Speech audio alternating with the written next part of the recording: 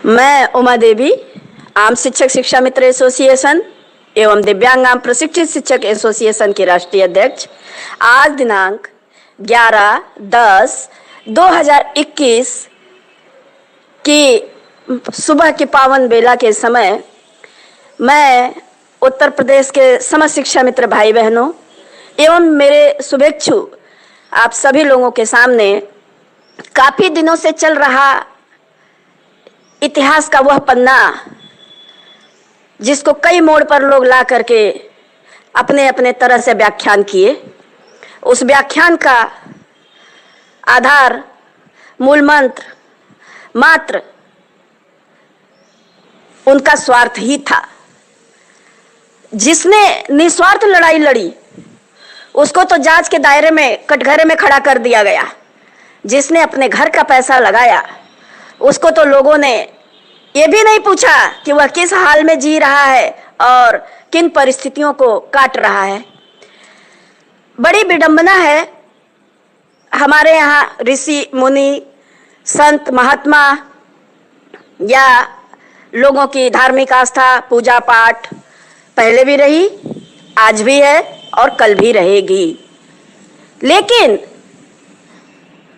कुछ हालात को जब लोग बदलने में एक छलावा, एक दिखावा, एक ढोंग की रचना करते हैं, तब मैं तो ये सोचती हूं कि सच्चाई कहना बहुत जरूरी होता है। और उस सच्चाई को आज मैं लेकर आपके सामने ऑडियो डाल रही हूं, क्योंकि मैं भी काफी दिनों से खेल देख रही थी। खेल देखने का मात्र मेरा एक उद्देश्य था कि शायद संत और महात्मा हैं, वो इको गार्डन में मेरे भी पास आए थे। इस स्थिति को मैंने उनसे अवगत कराया था कि महाराज जी, मेरे घरों में रोटी के लाले पड़े हुए हैं और इसका जीवंत उदाहरण मैं प्रमाण के साथ रखी हूं और वह भी दे दूंगी। इको गार्डन की फोटो, रोड पर मुलाकात की फोटो, महंत अयोध्या के राजूदास जी महाराज का। महाराज जी, मैं उमा देवी आपके चरण स्पर्श सदैव की हूं, लेकिन आज दुर्भाग्य है, मुझे विवश होकर आपसे यह प्रश्न करना पड़ रहा है कि आप जितने वचन दिए थे उन वचनों को निभाए क्या? आपने नहीं निभाया तो क्यों नहीं निभाया? आपको ईमानदार तो पसंद नहीं आए, दलाल जरूर पसंद आए। और कटु सत्य बोलूंगी कि आज तक आपने जो कहा, क्या उसकी एक भी बात पूरी हुई? मेरे से तो जो पर्सनल बातें हुई, मैंने कभी आपके ऑडियो वीडियो या कभी रिकॉर्डिंग मैंने कहीं बाहर नहीं किया। लेकिन 3 मार्च 2021 इको गार्डन में आपने कार्यक्रम लगवाया राजूदास उत्थान समिति का। आपके मुखाग्र बिंदु से सभी मीडिया के भाइयों ने खबरें लगाई।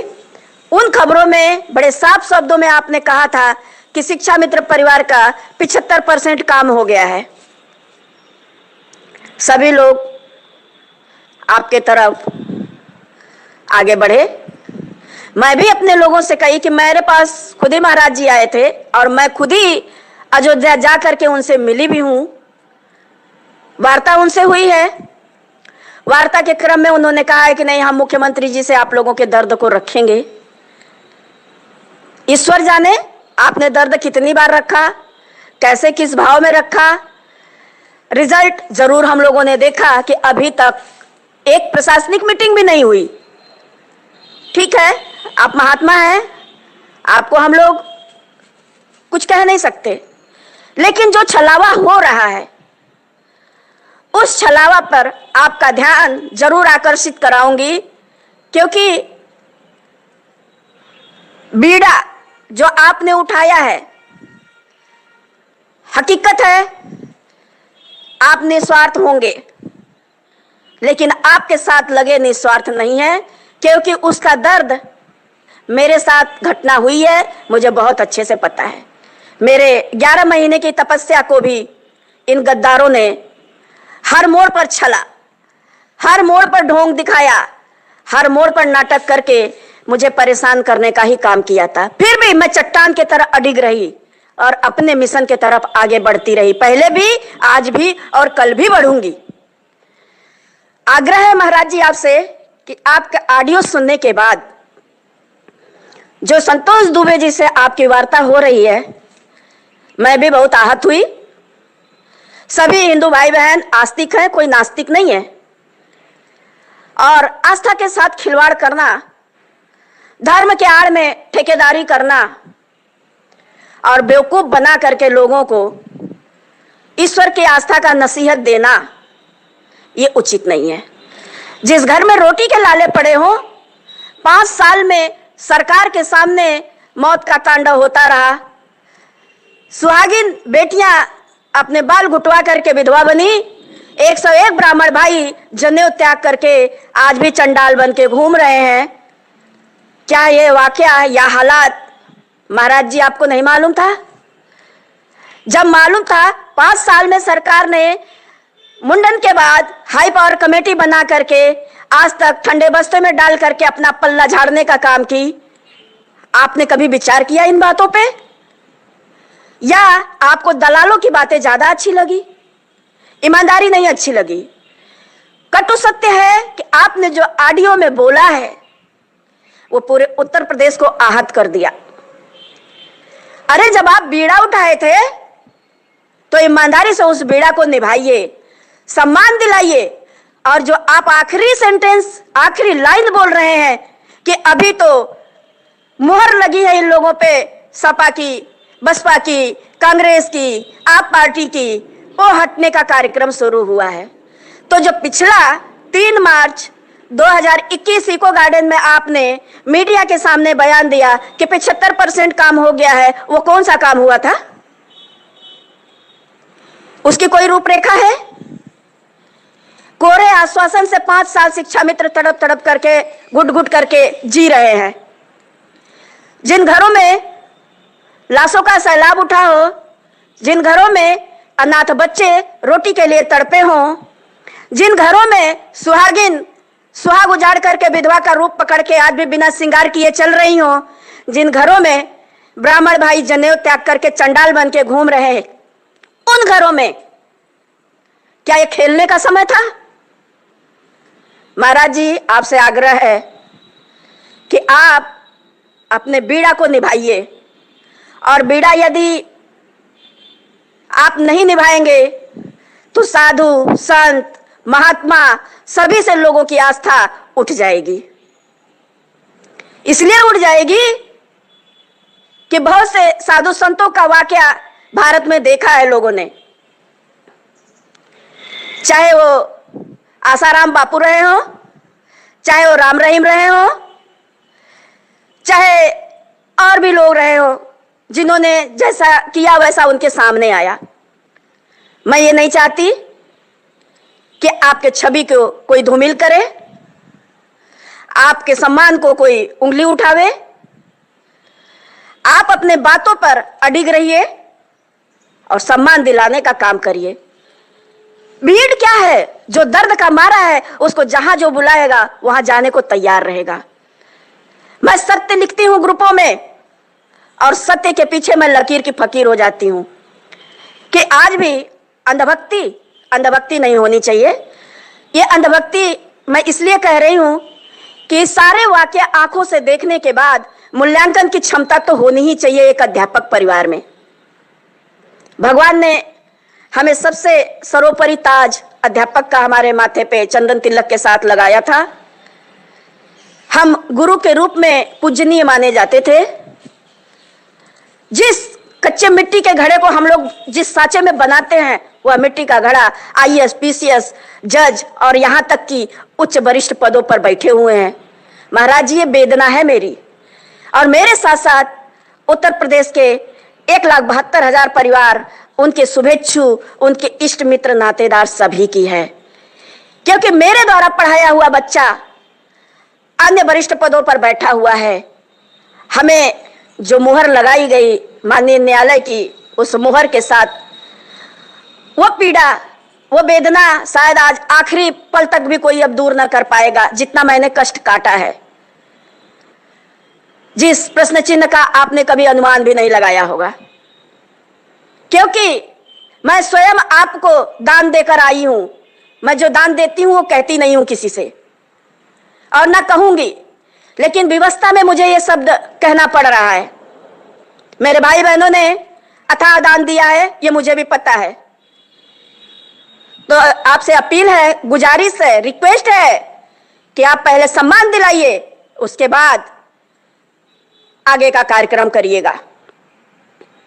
रही बात, आप कहते हैं आत्मा की शांति के लिए, हिंदू रीति रिवाज के अनुसार किस विधि विधान से आत्मा की शांति की जाती है, ये बहुत आपको भी अच्छे से पता है।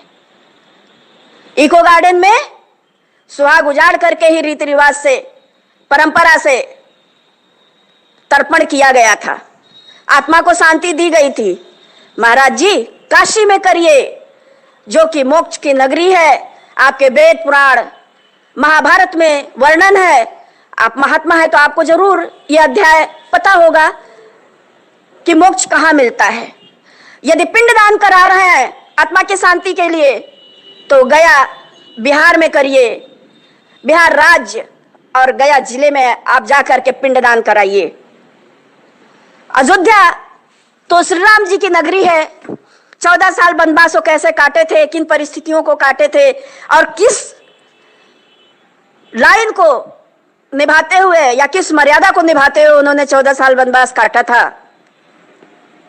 और वो पूजनीय बने थे। आज किसी से अछूता नहीं है, छिपा नहीं है, सभी पढ़े लिखे हैं, सभी को मालूम है। आप कराइए यज्ञ अनुष्ठान। यज्ञ अनुष्ठान जिस समय हमारे घरों में मुसीबत आई 25 जुलाई 2017, उसी समय से शुरुआत आपको करनी चाहिए थी महाराज जी। एक भी दिन यज्ञ रुकना नहीं चाहिए था। दीपक अखंड ज्योति लौ बननी चाहिए थी कि यज्ञ के सहारे जितनी भी बाधाएं हैं वह हटा दी जाएंगी। कितना देर क्यों हुआ? प्रशासनिक एक भी मीटिंग नहीं हुई। विचारणीय प्रश्न ये है, कहीं किसी सूत्र से यदि मैं जानकारी करती हूं तो मात्र एक लाइन की बात अभी भी चल रही है कि मुख्यमंत्री जी ने अभी कुछ नहीं कहा है। तो आप 24 घंटा मुख्यमंत्री जी की फोटो डालते हैं, एक लाइन मुख्यमंत्री जी से बुलवा दीजिए, सारे भाई बहन संतुष्ट हो जाएंगे। जब इतनी बातें हो रही है तो बुलवाने में क्या तकलीफ है? तो ये आग्रह है आपसे कि आप सच्चाई डालिए। कुछ दलालों के चक्कर में आप अपनी गरिमा न खोइए महाराज। हिंदुओं की आस्था पर ठेस मत आने दीजिए, क्योंकि मैं उसी इको गार्डन से जितने भी तीज त्योहार व्रत, यहां तक कि 3 दिन का डाला छठ व्रत भी मैं उसी इको गार्डन से की हूं। और जो मेरे हिंदू रीति रिवाज में जो मेरी परंपरा है, जितने भी व्रत पड़े मैंने सभी को निभाया, जबकि वहां सुविधा विहीन था महाराज जी। आपको भी पता है कि वहां पानी तक नहीं था, कोई व्यवस्था नहीं थी। खुले आसमान में पेड़ों के नीचे मैंने काटा है अपना समय, और जो तपस्वी का जीवन मैंने जिया है, उस जीवन को जितने भी लोग इस मामले में छलावा कर रहे हैं, अपने पूरे परिवार का सुहाग लाके घुटा दे, स्वयं का बाल घुटा ले। महाराज जी, ये भी वेदना रही कि स्वयं का भी बाल कई लोगों ने नहीं घुटाया, पुरुष होकर के। महिलाओं की तो आप उम्मीद करिए कि किस तरीके से महिलाओं ने बाल घुटाए होंगे। वेदना को आप लोग हमेशा मुझे ऐसे जगह, ऐसे मोड़ पर लाकर खड़ा करके बोलने के लिए विवश कर देते हैं, जहां मैं चिंतन मनन करते करते करते करते मैं रास्ता निकालने की तैयारी करती हूं। मैं आपको फोन मिलाई होती, लेकिन आप फोन पर बहनों को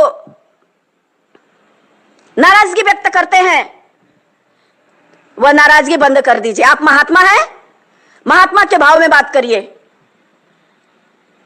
महात्मा के भाव में यदि आप बात नहीं करेंगे तो ये हिंदू रीति रिवाज, हिंदू परंपरा का ही नुकसान है।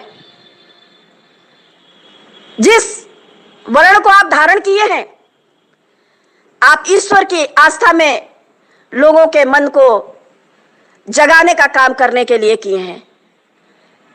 और जब आपकी ऑडियो सुनने के बाद लोगों का मन इतना व्यथित है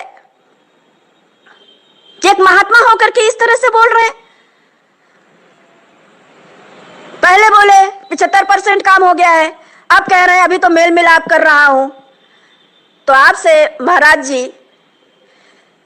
अनुनय विनय के साथ कि आप मुख्यमंत्री जी को 2 लाइन बुलवा करके वही संदेश भेज दीजिए, क्योंकि हमारे मुख्यमंत्री जी भी संत और महात्मा ही हैं। और मेरी जो पहली लाइन हुआ करती थी वो गोरक्षनाथ महाराज के ही उद्घोष हुआ करता था। आप शायद जा करके बता करके पूछते तो शायद ये जो सपा बसपा कांग्रेस आप या अन्य पार्टियों का जो दोषारोपण हो रहा है ना, ये चीज ना होता। सारी पार्टियां बदल के आती हैं, कोई पार्टी किसी के बाप के बपौती नहीं है। समाज जो अच्छा काम करेगा वो समाज में आकर के खड़ा रहेगा, वो पार्टी राज करेगी। हमें जो सम्मान देगा हम उसको वोट देंगे। सीधा फंडा, बहुत क्लियर भाव में बोल रही हूं। आस्था सभी की भगवान से है, आस्था सभी जुड़े रहेंगे। आज कल जुड़े थे, आज जुड़े हैं, कल भी जुड़े रहेंगे।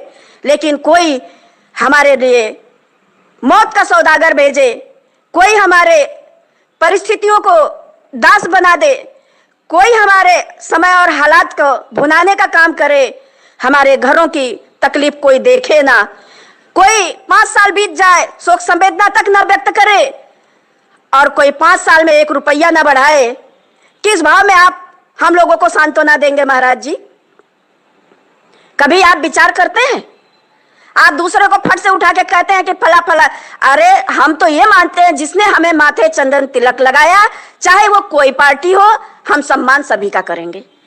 और नियमानुसार जो सत्ता में पार्टी बैठती है उससे मांगने का हक अधिकार हर कर्मचारी का है, हर विभाग का है। वो जाएगा मांगने, जो देगा सत्ता में बैठ करके जनता को अपना बनाएगा, जो नहीं देगा वो अपना नहीं बना पाएगा। ये बहुत साफ है, बहुत क्लियर है। इतना तो समझदार एक अनपढ़ के पास भी है कि वह भी समझता है कि कौन क्या कर रहा है। महाराज जी, आप मेरे इन बातों को अन्यथा ना लीजिएगा, मैं भी आपकी बेटी हूं। बड़े करीब से आपकी चर्चा मेरे साथ होती थी, आज विवश होकर के मुझे ऑडियो डालना पड़ा। और अब उन दलालों के लिए, जिन दलालों ने दूसरे लोगों की जांच लूटने के मामले में कराई थी, जिन सपोलों ने, जिन तुलतुलों ने जांच कराई थी, उनके लिए यह व्याख्यान है। ध्यान से सुनो। तुम लोगों ने जब जांच कराई थी तो तुम लोगों को नहीं मालूम था कि किसी को क्लीन चिट मिल जाएगी, क्योंकि ईमानदारी का सबूत जो बेईमान होते हैं ना, वह आभूषण ईमानदारी का नहीं पहन सकते। उन बेईमानों को सब जगह बेईमानी ही दिखती है और उन्होंने अपने मुंह में काली पोत करके बाकायदे घूमे। आज जो महाराज जी के उत्थान समिति के बड़े बड़े योद्धा बने हैं, अध्यक्ष बने हैं, सचिव बने हैं, महामंत्री बने हैं, ये उनके लिए प्रश्नावली है कि तुम लोगों ने जब जांचें कराई तो क्या पाए? अपने ही मुंह में तो कालिक लगाए। और सुनो, कटु सत्य, परिस्थितियां विषम जरूर रही मेरे साथ, लेकिन मैं अडिग रही चट्टान की तरह, और आज भी अडिग हूं। ध्यान से सुन लो। तुमने खेला, तुमने क्यों नहीं अकाउंट खुलवाया भाई? तुमने क्यों नहीं पारदर्शिता रखी? मुंह से पारदर्शिता रखी जाती है क्या? ईमानदार होते तो जो पिछली बार चिल्ला चिल्ला के कह रहे थे कि भागने नहीं दूंगा उत्तर प्रदेश से, तुम कहां भागोगे? खुद विचार करो। तुम्हें कभी यह सोचा कि जिन बहनों ने तुम्हें बिना खाए कहीं जाने नहीं दिया, जिन बहनों ने तुम्हें बिना पूछे किसी काम को नहीं किया, उन बहनों को तुमने पीठ पीछे छुरा घोंप दिया। तुम कितने बड़े ईमानदार हो और कितने बड़े रईस पिता के पुत्र हो, विचार करो। इको गार्डन से तुमने कितनी ललकारते हुए डाली थी पोस्टें, ऑडियो वीडियो, कभी मूल्यांकन किए उसका कि बोले और भूल गए? तो सोच लो कि तुम क्या हो। और रही बात रईस की, तो ध्यान से सुनो।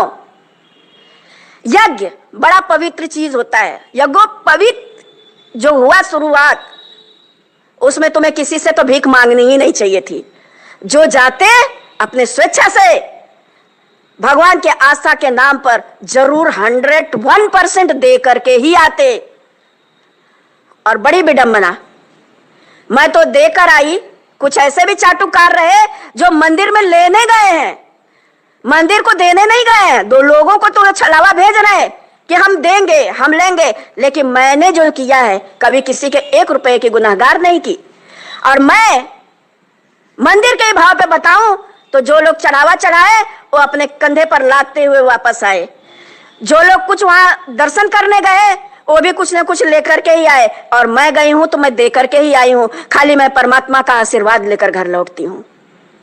विचार कर लो तुम कैसे ईमानदार, और जिसको तुमने कटघरे में खड़ा किया था वो कितना ईमानदार। अब बिल्ला हज को नहीं जा रहा है क्या? बिना अकाउंट के हाथों की लूट, वो भी भगवान की आस्था के साथ खिलवाड़ करके। तुम लोग सोचो कि तुम्हारी क्या नीयत है, तुम्हारी क्या सोच है, तुम्हारी करतूतें क्या है। तुम खाली बेवकूफ बना रहे हो आम शिक्षा मित्र भाई बहनों को। और जो शिक्षा मित्र भाई बहन उतावले होकर के कूद रहे हैं उनके लिए भी एक प्रश्न, आप लोगों ने कभी झांक कर देखने की कोशिश की, कभी पूछने की कोशिश की कि इको गार्डन का तपता हुआ व्यक्ति के साथ किन किन परिस्थितियों में, किन किन प्रशासनिक कार्रवाइयों के साथ गुजरना पड़ा, किन किन हालात को काटना पड़ा, और किससे मैंने 1 रुपया लिया कि मुझे चंदा भेजो तो मैं फला जगह जाऊंगी देखने की सरकार क्या कर रही है, सरकारी आदेश देखने जाऊंगी। विचार करो, चिंतन मनन करो। परिस्थितियां उल्टी हैं, पहले भी थी, आज भी है। आखिरी क्षण है, संवैधानिक तरीका अपनाने की जरूरत है। अपनाइए, अपने मिशन को आगे बढ़ाइए। मेरा उद्देश्य इस ऑडियो को भेजने का एकमात्र था कि जितनी अफवाहें चल रही हैं, अफवाहों पे विराम लगना चाहिए। सत्यता के साथ महाराज जी अपना यज्ञ 10 रुपए में भी करा सकते हैं। यज्ञ ऐसी चीज है, तो 10 लाख की क्या जरूरत थी। और जो कह रहे हैं कि मैं बड़े पारदर्शिता के साथ हिसाब दूंगा, अरे तुम्हारा दामन तो पहले भी दागदार है, तुम क्या पारदर्शिता के साथ हिसाब दोगे। तुमने तो बहनों को नहीं छोड़ा, तुमने तो अपने उन पवित्र स्थानों को भी धोखा दे दिया जिस स्थान में हमारे पूर्वज पैदा हुए। हम लोग भी उसी सनातन धर्म में हैं, उसी आस्था उसी विश्वास को भी हम लोग मानते हैं। तुमने तो भगवान को भी धोखा दे दिया। इंसान की तो बात ही दूर छोड़ो। रही बात कर्मठता की, कर्म करने वाला व्यक्ति हमेशा कोहिनूर होता है, उसको किसी के भीड़ की या किसी के उसकी जरूरत नहीं होती है। मैं सत्य की हमेशा जीत को समझ करके आगे बढ़ती हूँ और आवाज लगाती हूँ। आखिरी मिशन कहूंगी उत्तर प्रदेश के अपने शिक्षा मित्र भाई बहनों को कि आप लोग इत्मीनान से रहिए, कमेंट गलत किसी के ऊपर ना करिए। ना समझदारी हो, हालात वाकया नहीं आप जानते हैं तो फालतू बोलिए मत। आस्था सभी की है, हिंदू सभी है, कोई नास्तिक नहीं है, सभी आस्तिक हैं। लेकिन आस्था के साथ खिलवाड़ ये पसंद नहीं है, ये उचित नहीं है। ये दुर्भाग्य कहलाएगा कि एक अध्यापक गुरु की गरिमा को नवाजे जाने के बाद भी अंधभक्ति की तरफ जा रहा है। स्थिति को समझिए और अपने हालात के हिसाब से जो आप दान कर सकते हो करिएगा। किसी के बाप की बपौती मत बनिए कि आप 1100, 11,000, 11 लाख, 11 करोड़, 11 अरब, 11 खरब या नील महानील पदम शंख तक आप दे आएंगे। बहुत सारी गिनतियां हैं, बहुत सारे रईस लोग पड़े हैं, लेकिन भगवान की ही कहावत है कि भूखे पेट भजन होए न गोपाला। इस लाइन का चरितार्थ ये ना करिएगा, इस लाइन की चरितार्थ सार्थक सिद्ध है कि यदि आस्था भगवान परमात्मा ईश्वर को मानते हैं तो यदि आप को भूख लगी है तो पहले आत्मा को शांत करिए, फिर परमात्मा का भजन करिए। भगवान भूखे पेट भजन को भी और जो आस्था है उसको भी देखते हैं। तो विषम परिस्थितियों में विरह वेदना को दूर तक कोई सोचे, कोई आपके लिए निस्वार्थ लड़े, बिना आपसे चंदा लिए लड़े और बिना आपका नुकसान किए, आपका हित को ध्यान में रखते हुए आगे बढ़े, इस निस्वार्थ को आप लोग अनदेखा जिस दिन करेंगे, शायद ईश्वर भी उस चीज को आपके जमीर से पूछ देंगे कि स्वार्थ कितना कहां करना चाहिए। नहीं अगर समझ में आता है तो बिल्कुल मत बोलिए, बोलने की जरूरत नहीं है। और आखिरी प्रश्न दलालों के लिए, अब अपने होश में रहो। तुम्हारे भी वही करतूते हैं जितने को तुम उंगली उठा रहे हो कि फला संगठन डर रहा है, ढिमाके संगठन उसकी गद्दी जा रही है, डर रहा है। अरे किसी की गद्दी तुम क्या लोगे? तुम ईमानदार की गद्दी क्या लोगे? तुम अपने बेईमानी की गद्दी बचाने के लिए जितना झूठ बोल सकते हो, जितनी भगवान की आस्था के साथ खेल सकते हो, तुमने खेल लिया। अब अपने गिरेबान में झांक के देखो, खुद तुलतुल और सपोला ये दोनों ही ऐसे महारथी बने जो हर रण क्षेत्र में दाग लगाए, कूदे और नाच कूद करके सबको बेवकूफ बनाने का काम किए। महाराज जी से अनुनय विनय के साथ कहूंगी कि महाराज जी, जिस आस्था से भाई बहन जुड़ा है, जो बातें आपने मुझे कही थी आप खैर निभाए नहीं, फिर भी मैं अभी आस्था रखूंगी कि आप सम्मान दिलवाइए, उसके बाद यज्ञ नहीं महायज्ञ कराइएगा, मैं आपके साथ रहूंगी। लेकिन जब तक सम्मान नहीं मिलता है, मैंने जो आपको पहले इको गार्डन में वचन दिया था, मेरा आज भी वही वचन है महाराज जी, इसके लिए मैं क्षमा प्रार्थी रहूंगी। मैं आस्तिक हूं, पूरा उत्तर प्रदेश आस्तिक है, लेकिन आस्था के साथ खेल करने के लिए नहीं। आप लोग समझदार हैं, मैं अपने बाड़ी को विराम दूंगी। अगले ऑडियो में मुझे जैसा वक्त दिखेगा, जैसे हालात दिखेंगे, मैं हकीकत पुनः आपके सामने ला करके खड़ा करूंगी। ज्यादा समय अब नहीं है। 16 से 21 वह दिन है जिस दिन तुलतुले और सपोले ने कहा था समायोजन बहाल हो रहा है, मुख्यमंत्री जी आ रहे हैं, और नहीं आएंगे तो आप लोग विचार कर लीजिए कि क्या करना है। झूठ वो नहीं चलता है, सच बोल दो। सभी को पता है मुख्यमंत्री जी जो चाहेंगे अपने स्वेच्छा से करेंगे। जब उन्होंने बेटियों को दरकिनार कर दिया, जब उन्होंने हिंदुत्व का राग अलापने वाली बीजेपी सरकार ने 101 ब्राह्मण भाई के जनेऊ को दरकिनार कर दिया, तो तुलतुल झूठ बोलने से या सपोला बनने से नहीं कोई इतना खुश मिजाज हो जाएगा। आप लोग समझदारी से काम लीजिए और आगे बढ़िए। परमात्मा करे सभी का कल्याण हो। इसी आशा और विश्वास के साथ अपने बाड़ी को विराम दूंगी, और जो मेरे भाई बहन परेशान हैं उनसे कहूंगी, ईश्वर में आस्था रखिए, धैर्य रखिए। कितने दिन कोई शोषण करेगा, लेकिन शोषण करने का मौका आप लोग खुद दे रहे हैं, क्योंकि आप लोग समझदारी से काम नहीं ले पा रहे हैं। और मैं उन अनाथ बच्चों के लिए जिनको 5 साल में किसी ने रोटी नहीं दिया, किसी ने पूछा नहीं, किसी ने यह नहीं समझा कि वो अनाथ हुए भाई बहन, उनके बच्चे रोटी कैसे खा रहे होंगे। शहीद की आत्मा से यज्ञ के नाम पे खेल जरूर शुरू हो गया। तो विचारणीय प्रश्न है सभी के लिए। इसी आशा और विश्वास के साथ धन्यवाद करूंगी।